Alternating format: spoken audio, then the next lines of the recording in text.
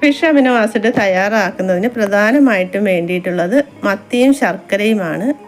അപ്പോൾ ഇത് തയ്യാറാക്കുന്നതിനായിട്ടുള്ള ശർക്കര ചീകി വെച്ചിട്ടുണ്ട്. അതുപോലെ തന്നെ മത്തിയും കട്ട് ചെയ്ത് വെച്ചിരിക്കുകയാണ്.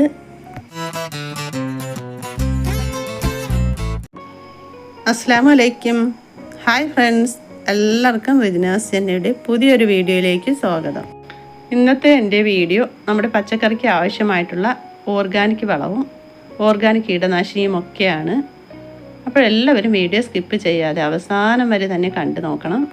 ഈ കാണുന്ന പാക്കറ്റുകൾ ട്രൈക്കോഡെർമ ഉപയോഗിച്ച് സമ്പുഷ്ടീകരിച്ച ചാണകപ്പൊടിയാണ്. ഇത് കൃഷിഭവൻ്റെ ആഭിമുഖ്യത്തിൽ വീട്ടിൽ തന്നെ തയ്യാറാക്കിയതാണ്. അതോടൊപ്പം തന്നെ ഫിഷ് അമിനോ ആസിഡും തയ്യാറാക്കിയിട്ടുണ്ട്. അപ്പോൾ ഇതൊരു ഗ്രൂപ്പായിട്ട് ചേർന്ന് ഞങ്ങൾ റെഡിയാക്കി എടുത്തിട്ടുള്ളതാണ്. അപ്പോഴിത് ഞങ്ങൾ ഉപയോഗിച്ച് നോക്കി വളരെ നല്ലൊരു റിസൾട്ടാണ് നമുക്ക് കിട്ടിയിട്ടുള്ളത്. അതിനുശേഷം ഇത് കൃഷിഭവനിലൂടെ തന്നെ നമ്മൾ ആവശ്യക്കാർക്ക് സെയിൽ ചെയ്യുന്നുണ്ടായിരുന്നു. ട്രൈക്കോഡെർമ ഉപയോഗിച്ച് സമ്പുഷ്ടീകരിച്ച ചാണകപ്പൊടി ഉണ്ടാക്കുന്നതും അതിൻ്റെ ഉപയോഗ രീതികളുമൊക്കെ ഞാനൊന്ന് പറയാം. ഇതാണ് ട്രൈക്കോഡെർമ. ഇതിൽ നിന്ന് കുറച്ച് നമ്മൾ പൊട്ടിച്ച് വളം ഉണ്ടാക്കുന്ന ആവശ്യത്തിനായിട്ട് എടുത്തിട്ടുണ്ടായിരുന്നു. ഇതൊരു മിത്ര ബാക്ടീരിയ ആണ്. ഇതിനെ നമ്മൾ ചാണകപ്പൊടിയിലായി വളർത്തിയെടുത്തതിന് ശേഷം പച്ചക്കറികളൊക്കെ നടുന്ന ഗ്രോ ബാഗുകളിലോ അതുപോലെ തന്നെ ചെടിച്ചട്ടികളിലോ ഒക്കെ പോട്ടി മിക്സ് നിറയ്ക്കുമ്പോൾ അതിനോടൊപ്പം ചേർത്താണ് തൈകളൊക്കെ വെച്ച് കൊടുക്കുന്നത്. ഈ ഒരു വളക്കൂട്ട് തയ്യാറാക്കുന്നതിന് 90 കിലോ ചാണകപ്പൊടി, 10 കിലോ വേപ്പിൻ പിണ്ണാക്ക്, 1 കിലോ ട്രൈക്കോഡെർമ ഇതൊക്കെ കൂട്ടിച്ചേർത്താണ് ഇത് തയ്യാറാക്കി എടുക്കുന്നത്. ഞാനിവിടെ വേപ്പിൻ പിണ്ണാക്ക് പാക്കറ്റിലായിട്ടുള്ള വേപ്പിൻ പിണ്ണാക്കാണ് എടുത്തിട്ടുള്ളത്. അപ്പോൾ ഉപ്പ് ചേരാത്ത വേപ്പിൻ പിണ്ണാക്ക് വേണം ഉപയോഗിക്കാൻ. അതിലെ ട്രൈക്കോഡെർമ വളർന്ന് കിട്ടുകയുള്ളൂ. ചാണകപ്പൊടി വെയിലത്തിട്ട് ഉണക്കാതെ തണലത്ത് കിടന്ന് ഉണങ്ങി പൊടിഞ്ഞ ചാണകപ്പൊടി വേണം ഇതിനായിട്ട് ഉപയോഗിക്കുവാൻ. നന്നായിട്ട് ഈ വളക്കൂട്ടൊക്കെ മിക്സ് ചെയ്ത ശേഷം നമ്മൾ ചണച്ചാക്കിൽ വേണം അടച്ചിടുവാൻ. അധികം നനഞ്ഞു പോകാതെ ഒരു പുട്ടിൻ്റെ പാകത്തിന് നമ്മൾ ഇതൊന്ന് നനച്ചെടുത്തതിന് ശേഷം അതൊരു ചണച്ചാക്കുകളിലായിട്ടൊക്കെ മാറ്റണം. അതിനുശേഷം ചണച്ചാക്കുകൾ ആ വളത്തിന് മുകളിലായിട്ട് ഇട്ട് കൊടുത്ത് അതൊന്ന് നനച്ചിട്ട് കൊടുക്കുകയും വേണം. അതെ, ഇതുപോലെയാണ് ഞാൻ നനച്ചിട്ട് കൊടുത്തിരുന്നത്. പ്ലാസ്റ്റിക് ചാക്കുകൾ ഉപയോഗിക്കുകയാണെങ്കിൽ ട്രൈക്കോഡെർമ വളർന്നു കിട്ടുകയില്ല. ഈ ഒരു വളക്കൂട്ട് തയ്യാറാക്കി ഇട്ടതിന് ശേഷം ഇപ്പോൾ ഒരാഴ്ച ആയിട്ടുണ്ട്. ഞാൻ ഇതിന് മുകളിലെ ചാക്കൊക്കെ ഒന്ന് മാറ്റി നോക്കുകയാണ് ട്രൈക്കോഡെർമയൊക്കെ വളർന്നിട്ടുണ്ടോ എന്ന്. ഞാനിത് മാറ്റി നോക്കിയപ്പോൾ ഇതിൻ്റെ പുറത്തായിട്ട് ചെറിയ രീതിയിൽ പൂപ്പൽ പോലെ വന്നിട്ടുണ്ട്. ഇത് അവിടെ എവിടെയായിട്ട് വെള്ള പൂപ്പൽ പോലെയൊക്കെ വന്നിട്ടുണ്ട്. ഇത് നമ്മുടെ ട്രൈക്കോഡെർമയായ മിത്ര ബാക്ടീരിയ വളർന്നു തുടങ്ങുന്നതാണ് ഈ കാണുന്നത്. ഇതിപ്പോൾ ഒരാഴ്ചയേ ആയിട്ടുള്ളൂ.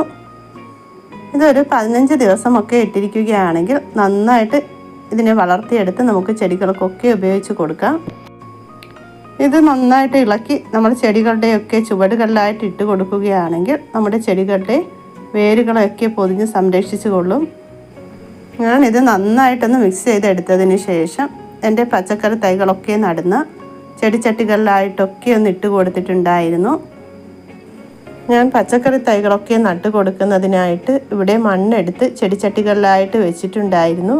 അത് കുമ്മായമിട്ട് ട്രീറ്റ് ചെയ്ത് വെച്ചിട്ടുള്ള മണ്ണാണ്. ഇത്രത്തോളം മണ്ണ് ചെടിച്ചട്ടികളിലൊക്കെ നിറച്ചിട്ടുണ്ടായിരുന്നു.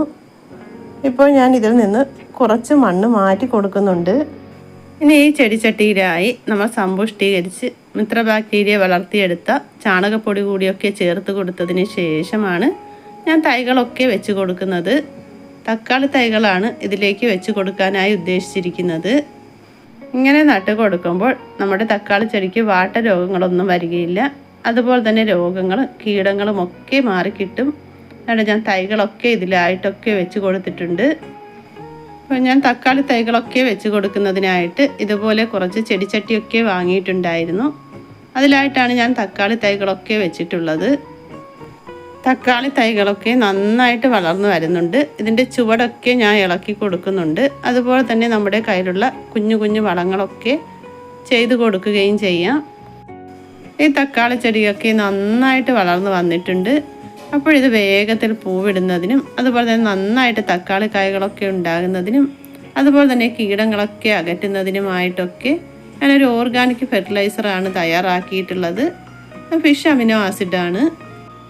അപ്പോൾ ഫിഷ് അമിനോ ആസിഡ് തയ്യാറാക്കുന്നതിനായിട്ടുള്ള സാധനങ്ങളൊക്കെ ഞാൻ ഇവിടെ എടുത്ത് വെച്ചിട്ടുണ്ട്. അതുകൂടി ജസ്റ്റ് ഒന്ന് കാണിക്കുന്നുണ്ട്. ഫിഷ് അമിനോ ആസിഡ് തയ്യാറാക്കുന്നതിന് പ്രധാനമായിട്ടും വേണ്ടിയിട്ടുള്ളത് മത്തിയും ശർക്കരയുമാണ്.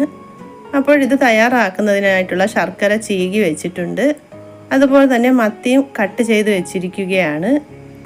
ഇതിൻ്റെ ഒരു അളവ് 1:1 എന്ന ക്രമത്തിലാണ്. 1 കിലോ മത്തി 1 കിലോ ശർക്കര എന്ന അളവിലാണ് ഇത് റെഡിയാക്കി എടുക്കുന്നത്. ഞാൻ ഇതുപോലെയുള്ള 2 ബോട്ടിലുകളിലായിട്ടാണ് തയ്യാറാക്കിയിട്ടുള്ളത്. ഇത് വെള്ളമൊന്നും ചേർക്കാതെ വേണം തയ്യാറാക്കാൻ. ഇത് റെഡിയായി കിട്ടുമ്പോൾ ഇതുപോലെ നമുക്ക് അരിച്ചെടുത്ത് ബോട്ടിലുകളിലൊക്കെ ആക്കി വയ്ക്കാം. ഞാൻ ഇതെല്ലാം അരിച്ചെടുത്തിട്ടുണ്ട്. അപ്പോൾ ഇതൊക്കെ നമ്മൾ റെഡിയാക്കുമ്പോൾ കൃഷിഭവനിൽ നിന്ന് കൃഷി ഓഫീസറും മറ്റുള്ളവരും ഒക്കെ വന്ന് ഇതൊക്കെ ചെക്ക് ചെയ്തൊക്കെ നോക്കിയിട്ടുണ്ടായിരുന്നു. അതിനുശേഷമാണ് നമ്മളിതൊക്കെ പാക്ക് ചെയ്തത്. ഇനി ഈ ബോട്ടിലുകളിലായിട്ടൊക്കെ ഞാൻ ഫിഷ് അമിനോ ആസിഡ് നിറയ്ക്കുന്നുണ്ട്. ആദ്യം നമ്മൾ കൃഷിഭവനിൽ എത്തിച്ചു കൊടുത്ത പാക്കറ്റുകളൊക്കെ കഴിഞ്ഞിട്ടുണ്ട്. അടുത്തതിൻ്റെ ഓർഡറും വന്നിരിക്കുകയാണ്. അപ്പോൾ ഓർഗാനിക് വളമോ ഓർഗാനിക് ഫെർട്ടിലൈസറോ ഒക്കെ വേണമെന്നുള്ളവർ നമ്മളെ കോൺടാക്റ്റ് ചെയ്യുകയാണെങ്കിൽ ആവശ്യമുള്ളവർക്ക് ഇത് എത്തിച്ചു കൊടുക്കുന്നതായിരിക്കും.